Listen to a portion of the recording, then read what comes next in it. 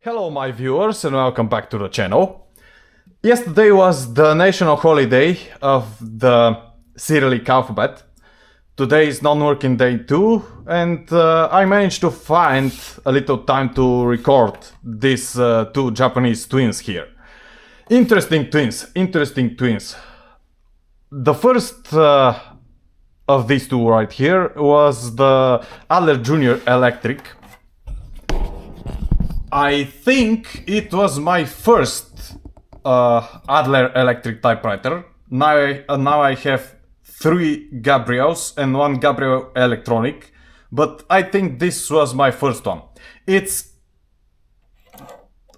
written Adler, but it's actually a Triumph Adler. After the merging period, when the Adler logo is still on the typewriters themselves, but the merging was already done. It looks like a Japanese machine if you look at the carriage, but otherwise they don't look much like any other Japanese electric typewriter I already shown. Which is quite interesting. The carriage is standard. The carriage is typical Japanese carriage. Very simplified carriage with typical gauges, the margins, the paper support, the guiding plate. This is the paper release, this is the carriage release, which works when the machine is on. Now it's jammed.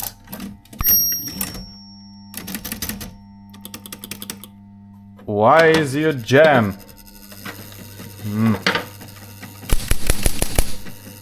These machines have a little problems, like almost all Japanese electric typewriters.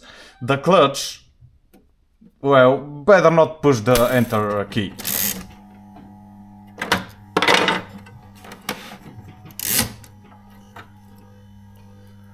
I lost the belt.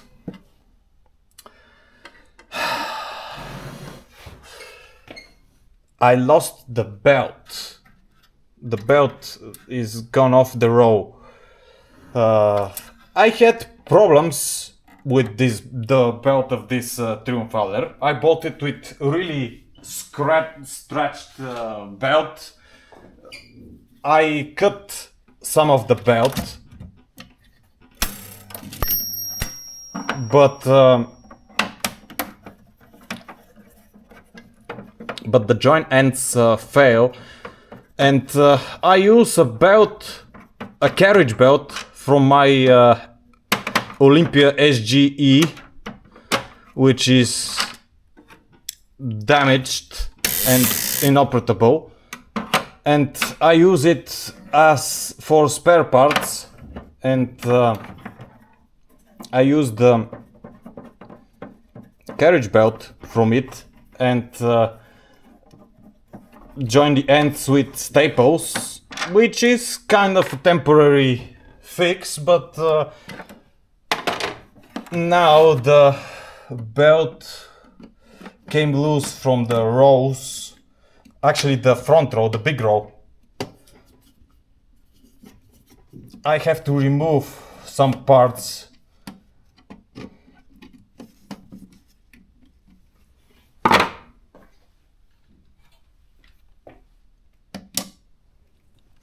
There are 2 screws behind the carriage on the left and on the right, and 2 screws on the back panel of the carriage, which have to be removed to remove the upper plastic body of the machine.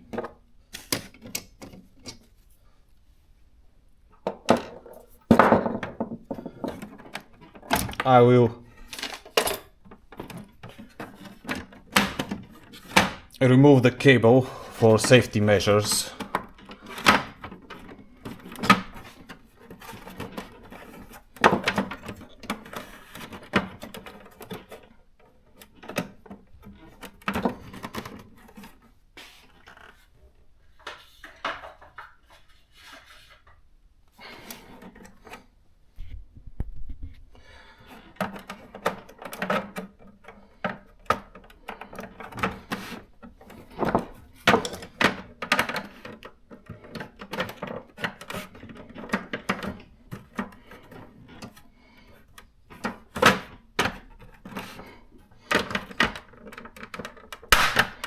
there is a clip right here at the middle, which is sometimes hard to let loose.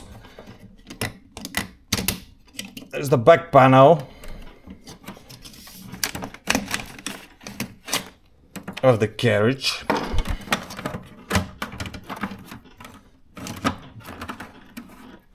And yes, now it's easy to see from the left.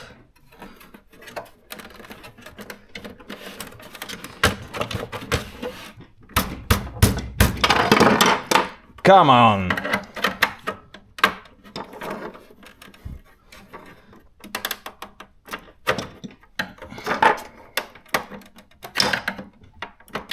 This clip is pretty nasty.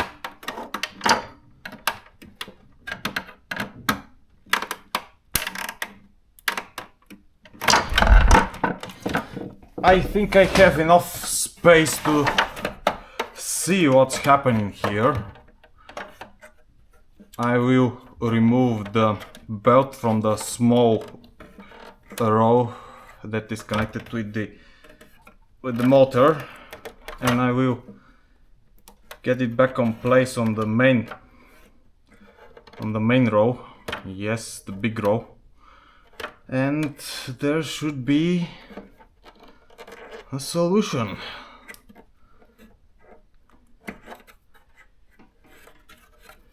No, I still have nothing.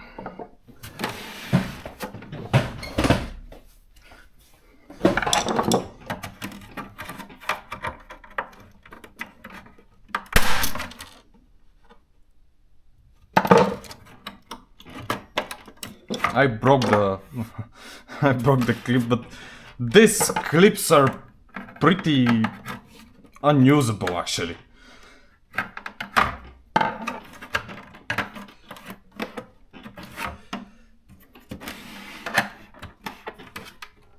I opened this machine few times today to fix the problems with the belt, but it wasn't that hard. I don't know what is stopping this clip. Yes.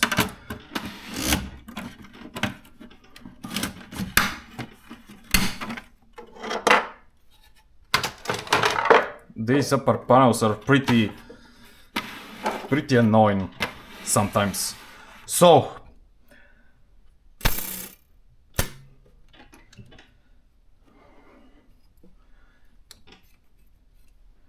this is the belt, and this is what I have done.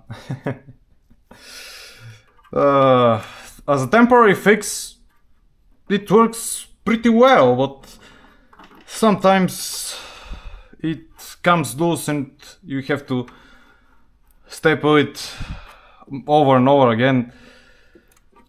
But I don't have a rubber or silicone belt to replace it, so I have to use DIY solutions sometimes. Let's see what we will have if we use the other end first. Yes, the small row first and the big row second. You can see it is made only for rubber belt because the row has no ends, so the belt have to grip the rope very well in order to not come loose. I will do a check to see what I have done. Keep the display on the camera on.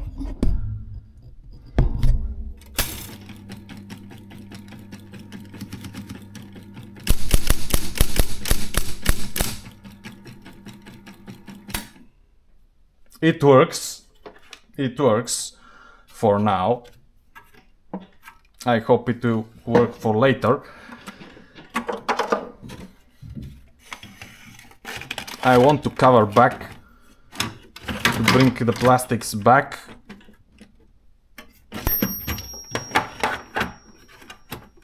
I think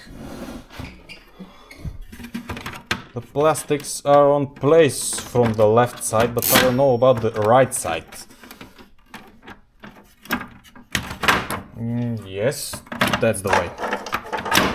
That's the way.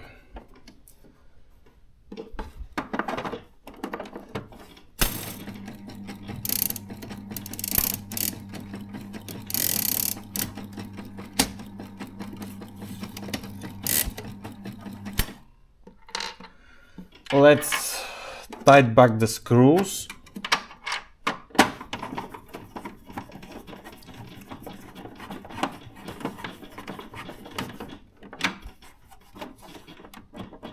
It looks pretty stable on the front.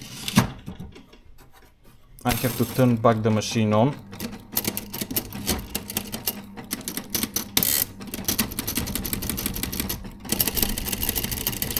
Both the intervals, the small and the big interval, are manual, which is an advantage. You know that sometimes the space bar makes problems. It is good that here the space bar is manual. The basket works. Let's leave this machine in peace. Well, probably I will never use this machine again. I am glad that the temporary fix on the original belt stayed for as long as the typing test. I'm grateful that this machine made the best of itself to let you know about it. So, tied up the screws and yes, it looks kind of retro with this black panel all around the keyboard. The QUEN-DATA looks more modern. The other difference, well, the plastic body, the upper plastic body is entirely different. This here has only partial upper cover, but the QUEN-DATA has the full cover. It works better than the Adler Junior. The belt was fine when I bought it. Actually, I bought this machine from a friend who said that he has two machines in his warehouse, and he wants to sell me both of them, and he done that with no guarantees. They are cheap, pretty cheap, but they are working pretty fine. Well, the enter key is on both of these machines is unusable. It gets the machine jammed, but other functions are pretty good working. The big problem here is that some of the captions, well, you can see it, especially the H and the J. It don't has to be this way. It needs a little adjustment, but otherwise it's pretty good machine. Pretty good machine, very quiet machine, and it was kind of a joy to type on it. Actually, I don't know much about the not well known Japanese machines like this Adler Junior Rectic or this QUEN-DATA. Actually, I don't know nothing about the QUEN-DATA brand, but they are pretty interesting machines, and I'm glad that I show you these machines. And if you have something to add, feel free to share it in the comments. Have a nice week, and see you again next time.